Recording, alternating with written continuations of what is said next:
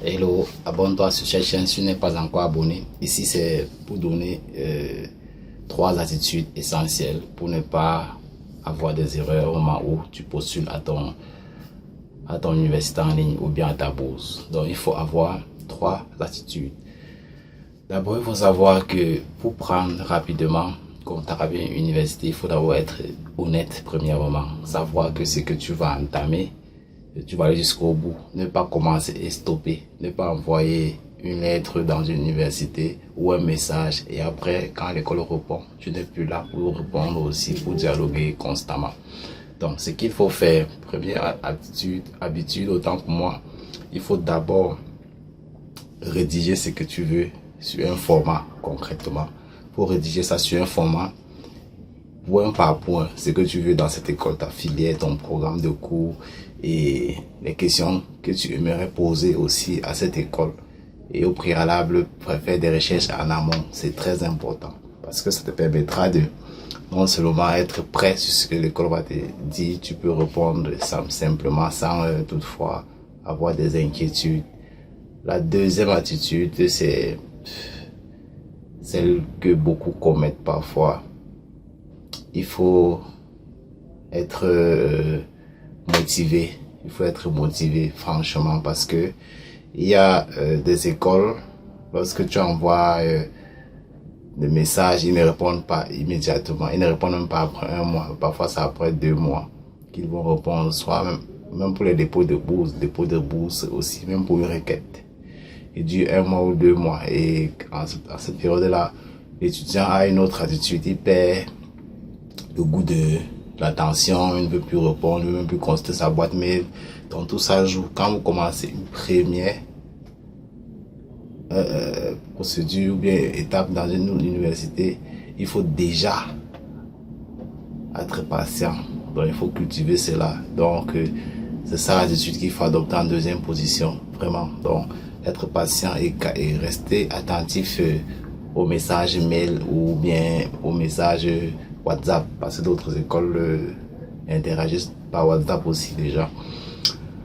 La troisième attitude qu'il faut prendre en compte ici, c'est une attitude très cruciale. Il faut savoir aussi investir. Il faut savoir investir dans ta procédure. Parce qu'il y a des écoles, simplement pour examiner ton dossier, concrètement, ils te demandent de payer peut-être $50 ou $60 ou $75. Quand tu payes $60 par exemple pour qu'on examine ton dossier, là ils examinent avec soin et respecter les conformités et les réglementations de l'école. Si tu as des notes qui conviennent à ce qu'ils puissent te recruter, te prendre comme étudiant dans l'université, ils vont le faire. Donc c'est un problème. C'est un problème d'être très attentif et très posé. Il faut aussi investir, comme je disais tantôt. Si on demande de $50, vous convertissez, vous calculez, vous payez, vous testez, parce que ça arrive, vous pouvez être retenu et on vous soumet une lettre d'acceptation. Donc voilà ces trois attitudes-là. Choisir un bon programme, être honnête et rédiger concrètement ce que vous voulez comme question à poser à l'université, comme filière, et rédiger bien vos lettres. La troisième chose, c'est d'investir. D'investir financièrement, de payer les frais d'admission, de payer, de continuer le dialogue avec cette école-là. Il y a aussi une chose qui est aussi parfois un peu inquiétant. Après ces trois étapes, la quatrième étape gratuite que je vais vous offrir, c'est celle de tenter toujours dans la même école.